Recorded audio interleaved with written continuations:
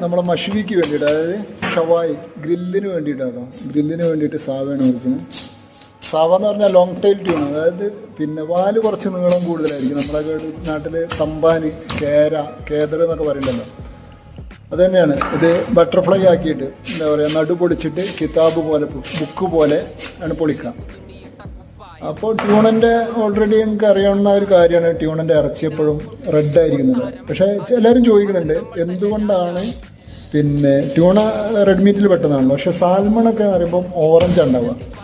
അപ്പോൾ salmon orange, pink, പിന്നെ grey colour പുറത്തുണ്ടാവും കേട്ടോ.